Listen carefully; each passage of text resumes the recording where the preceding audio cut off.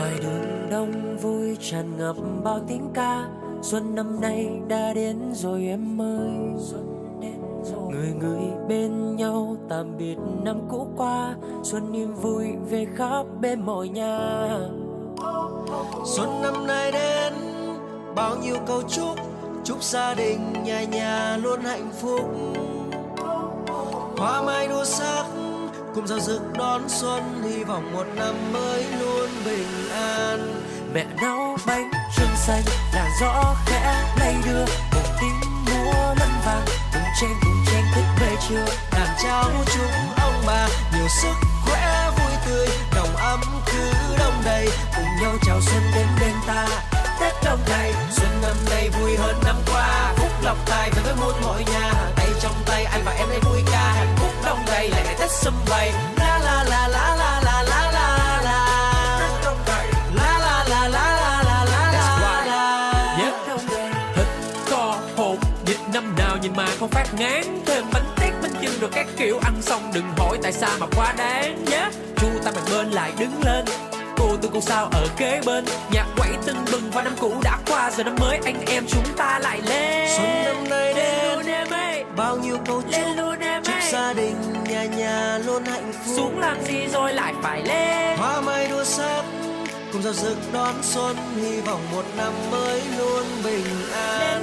Mẹ nấu bánh trưng xanh, làn gió khẽ lay đưa, một tiếng múa lân vàng, cùng chen thức về trưa. Đàn cháu chúc ông bà nhiều sức khỏe vui tươi, nồng ấm cứ đông đầy, cùng nhau chào xuân đến bên ta. Tết đông đầy, xuân năm nay vui hơn năm qua, phúc lộc tài về với muôn mọi nhà. Tay trong tay anh và em đây vui ca, hạnh phúc đông đầy lại ngày Tết sum vầy. La la la la la la la la la. Tết đông đầy.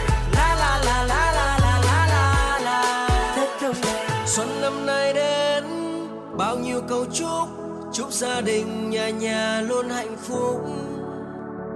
Hoa mai đua sắc cùng giao rực đón xuân, hy vọng một năm mới luôn bình an. Mẹ nấu bánh trưng xanh, làn gió khẽ lay đưa, một tiếng múa lân vàng, cùng chen thức về trưa. Đàn cháu chúc ông bà nhiều sức khỏe vui tươi, nồng ấm cứ đông đầy, cùng nhau chào xuân đến bên ta. Tết đông đầy, xuân năm nay vui hơn năm qua, phúc lộc tài về với muôn mọi nhà. Tay trong tay anh và em đây vui ca, hạnh phúc đông đầy lại ngày Tết sum vầy. La la la la la la la la la. Tết đông đầy. La la la la la la la la la. Tết đông đầy.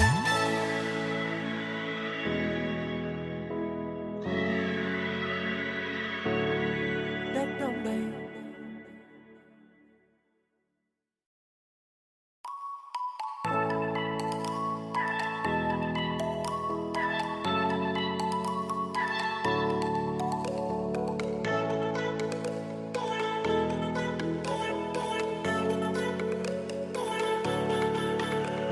Ngoài đường đông vui tràn ngập bao tiếng ca.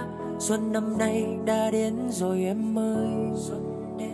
Người người bên nhau tạm biệt năm cũ qua. Xuân niềm vui về khắp bên mọi nhà. Xuân năm nay đến bao nhiêu câu chúc, chúc gia đình nhà nhà luôn hạnh phúc. Hoa mai đua sắc cùng giao rực đón xuân, hy vọng một năm mới luôn bình an. Mẹ nấu bánh trưng xanh, làn gió khẽ lay đưa, một tiếng múa lân vàng, cùng chen thức về trưa. Đàn cháu chúc ông bà nhiều sức khỏe vui tươi, nồng ấm cứ đông đầy, cùng nhau chào xuân.